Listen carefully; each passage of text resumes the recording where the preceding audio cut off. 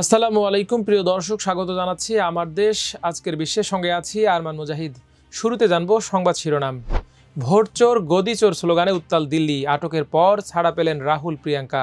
ভারতে আটক 5 বাংলাদেশি, বললেন আমরা শেখ হাসিনার দল করতাম। সেপ্টেম্বরে ফিলিস্তিনকে স্বীকৃতি দেবে অস্ট্রেলিয়া, সম্ভাবনা নিউজিল্যান্ডেরও। ভারত জুড়ে মার্কিন পণ্য বয়কটের ডাক, বাণিজ্য যুদ্ধের আশঙ্কা। নির্বাচন প্রতিহত করার ঘোষণা মিয়ানমারের বিদ্রোহী গোষ্ঠীর। দর্শক, এতক্ষণ শুনছিলেন সংবাদ শিরোনাম, এবার বিস্তারিত। ভোটে কারচুপির অভিযোগে ভারতের রাজধানী নয়াদিল্লিতে নির্বাচন কমিশনের কার্যালয়ের অভিমুখে বিরোধী দলীয় প্রায় 300 এমপির বিক্ষোভ মিছিল ঘিরে নাটকীয় পরিস্থিতি তৈরি হয়। সোমবার সকালের দিকে দেশটির বিরোধী দল কংগ্রেসের জ্যেষ্ঠ নেতা রাহুল গান্ধীর নেতৃত্বাধীন এই বিক্ষোভ মিছিলে বাধা দেয় পুলিশ। পরে রাহুল গান্ধী ও তার বোন প্রিয়াঙ্কা গান্ধী সহ কয়েকজন বিরোধী দলীয় এমপিকে আটক করে দিল্লি পুলিশ। বিক্ষোভে অংশ নেয়া পশ্চিমবঙ্গের মুখ্যমন্ত্রী মমতা বন্দ্যোপাধ্যায়ের রাজনৈতিক দল তৃণমূল কংগ্রেসের অন্তত 2 জন এমপি অজ্ঞান হয়ে পড়ে যান। পরে রাহুল গান্ধী সহ অন্যান্য এমপিরা তাদের সহায়তায় এগিয়ে আসেন এবং গাড়িতে তুলে হাসপাতালের উদ্দেশ্যে পাঠিয়ে দেন। দেশটির সংবাদ মাধ্যম ইন্ডিয়া টুডের প্রতিবেদনে বলা হয়েছে, দিল্লিতে সংসদ ভবন এলাকা থেকে কংগ্রেস নেতা রাহুল গান্ধীর নেতৃত্বে নির্বাচন কমিশন অভিমুখী বিক্ষোভ মিছিল মাঝপথে থামিয়ে দেয় পুলিশ। এ সময় বিক্ষোভকারীদের মধ্যে থেকে বেশ কয়েকজন পুলিশের ব্যারিকেড টপকে সামনে যাওয়ার চেষ্টা করেন। সরকারের বিরুদ্ধে ভোট চোর গদি চোর সহ বিভিন্ন ধরনের স্লোগান দেন বিক্ষোভকারীরা। এ সময় পুলিশের সঙ্গে ধস্তাধস্তি ও অবস্থান ধর্মঘটের মাঝেই তৃণমূল কংগ্রেসের 2 এমপি মহুয়া মৈত্র ও মিতালি বাগ অজ্ঞান হয়ে পড়ে যান। বিক্ষোভে অংশ নেওয়া এমপিরা পানি ও প্রাথমিক চিকিৎসার মাধ্যমে তাদের সুস্থ করার চেষ্টা করেন। পরে মিতালি বাগকে হাসপাতালে নিয়ে যাওয়া হয়। দিল্লিতে এই বিক্ষোভে অংশ নেওয়া লোকসভার বিরোধী দলের নেতা রাহুল গান্ধী ও তার বোন প্রিয়াঙ্কা গান্ধী সহ কয়েকজন এমপিকে আটক করে পুলিশ। আটক হন কংগ্রেস সভাপতি মল্লিকার্জুন খাড়গে ও দলটির অন্যতম নেতা জয়রাম রমেশ ও সমাজবাদী পার্টির নেতা অখিলেশ যাদব ও শিবসেনার সংসদ সদস্য প্রিয়াঙ্কা চতুর্বেদী সহ আরও কয়েকজন ডাকসেটে নেতা। আটকের পর রাহুল গান্ধী বলেন, এই লড়াই রাজনৈতিক নয়, সংবিধান রক্ষার জন্য। তিনি বলেন, সত্য পুরো দেশের সামনে।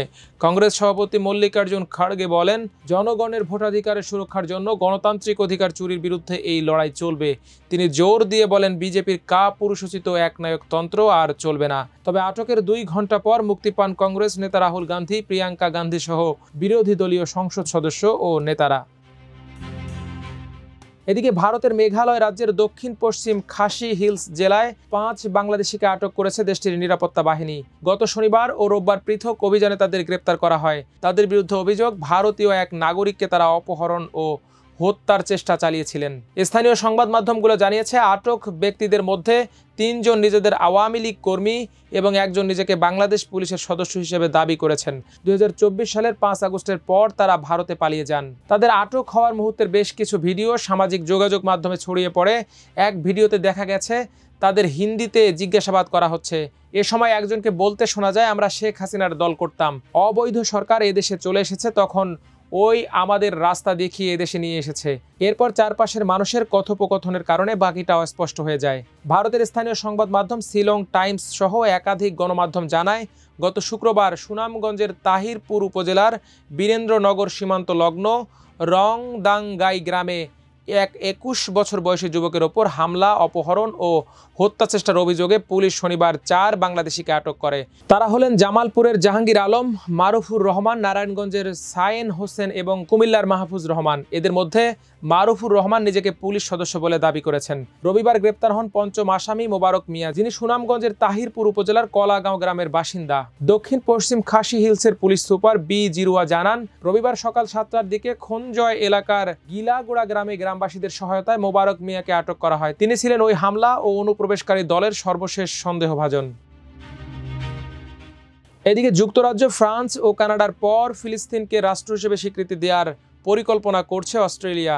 দেশটি আগামী সেপ্টেম্বরে এই স্বীকৃতি দেওয়ার কথা বলছে। সোমবার অস্ট্রেলিয়ার প্রধানমন্ত্রী অ্যান্টনি আলবানিজ বলেছেন, এই সিদ্ধান্ত জাতিসংঘ সাধারণ অধিবেশনে নেওয়া হবে এবং ফিলিস্তিন কর্তৃপক্ষের কাছ থেকে প্রতিশ্রুতি পাওয়ার পর কার্যকর করা হবে। এছাড়াও ফিলিস্তিন রাষ্ট্রকে স্বীকৃতি দেওয়ার কথা ভাবছে নিউজিল্যান্ড। আগামী 1 মাসের মধ্যে বিষয়টি নিয়ে সিদ্ধান্ত নেবে বলে নিশ্চিত করেছে দেশটির পররাষ্ট্রমন্ত্রী উইনস্টন পিটার্স। নিউজিল্যান্ডের রাষ্ট্রীয় রেডিওর খবরে বলা হয়েছে, সোমবার মন্ত্রিসভার বৈঠকে তিনি এই বিষয়ে আলোচনা করেন এবং সরকার আনুষ্ঠানিকভাবে বিষয়টি বিবেচনা করে আগামী সেপ্টেম্বরের মধ্যে সিদ্ধান্ত নেবে। পিটার্স জানান, তিনি সেপ্টেম্বরের শেষ দিকে নিউ ইয়র্কে জাতিসংঘ সাধারণ অধিবেশনে যোগ দেবেন এবং সে সময় নিউজিল্যান্ড সরকারের অবস্থান জাতিসংঘের কাছে তুলে ধরবেন।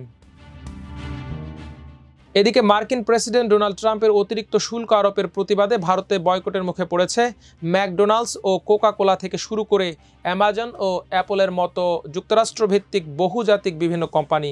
দেশটির ব্যবসায়ীদের পাশাপাশি প্রধানমন্ত্রী নরেন্দ্র মোদীর সমর্থকরা যুক্তরাষ্ট্রের শুল্কের প্রতিবাদে মার্কিন বিরোধী এই মনোভাব উস্কে দিচ্ছেন।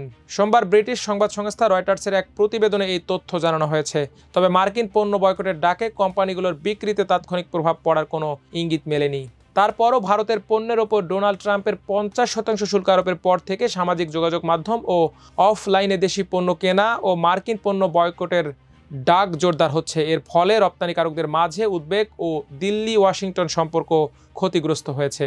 বিশ্লেষকরা বলছেন, আদতে ভারতে মার্কিন পণ্য বয়কটের ডাকে বাণিজ্যে যুক্তরাষ্ট্রের তেমন উল্লেখযোগ্য ক্ষতি না হলেও দুই দেশের মধ্যে সম্পর্ক আরও ক্ষতিগ্রস্ত হবে, যা একটি বাণিজ্য যুদ্ধের দিকে ধাবিত করতে পারে। এই পরিস্থিতি দীর্ঘমেয়াদী হলে নেতিবাচক প্রভাব পড়বে ভারতের অর্থনীতিতে, কারণ ভারতের রপ্তানি পণ্যের বড় বাজার যুক্তরাষ্ট্র। এদিকে নিজেদের নিয়ন্ত্রিত এলাকায় আগামী জাতীয় সংসদ নির্বাচন ঠেকানোর ঘোষণা দিয়েছে মিয়ানমারের জাতিগত সশস্ত্র গোষ্ঠী আরাকান আর্মি। সোমবার সশস্ত্র এই গোষ্ঠী এই ঘোষণা দেয়। 2021 সালের সামরিক অভ্যুত্থানের পর দেশটিতে গৃহযুদ্ধ শুরু হওয়ার পর থেকে আরাকান আর্মি মিয়ানমারের ক্ষমতাসীন জেনারেলদের জন্য বড় চ্যালেঞ্জ হিসেবে হাজির হয়েছে। বর্তমানে এই গোষ্ঠীটি দেশটির পশ্চিমাঞ্চলীয় রাখাইন রাজ্যের প্রায় পুরো অংশ নিয়ন্ত্রণ করছে। আরাকান আর্মি ছাড়াও দীর্ঘদিন ধরে কেন্দ্রীয় শাসনের বিরোধিতা করা বিভিন্ন জাতিগত সশস্ত্র গোষ্ঠীর বিরুদ্ধে লড়াই করছে জান্তা। বর্তমানে এসব গোষ্ঠীর সঙ্গে দেশটির নতুন গণতন্ত্রপন্থী বিভিন্ন গেরিলা ইউনিটও সম্মুখ সারির লড়াইয়ে যোগ দিয়েছে। দেশটিতে অভ্যুত্থানের সময় জারি করা জাতীয় জরুরি অবস্থা গত জুলাইয়ের শেষের দিকে প্রত্যাহার করে নিয়েছে সামরিক জান্তা। ওই সময় দেশটিতে আগামী ডিসেম্বরে সাধারণ নির্বাচন অনুষ্ঠিত হবে বলে ঘোষণা দেওয়া হয়। এদিকে জাতিসংঘের এক বিশেষজ্ঞ মিয়ানমারে জান্তার এই নির্বাচনকে প্রতারণা হিসেবে আখ্যা দিয়েছেন। তিনি জান্তার শাসন টিকিয়ে রাখার উদ্দেশ্যে এই নির্বাচনের আয়োজন করা হচ্ছে বলেও মন্তব্য করেন। দর্শক, আজ এই পর্যন্তই। সবাই ভালো থাকুন, সুস্থ থাকুন, থাকুন আমার দেশের সঙ্গে। আল্লাহ হাফেজ।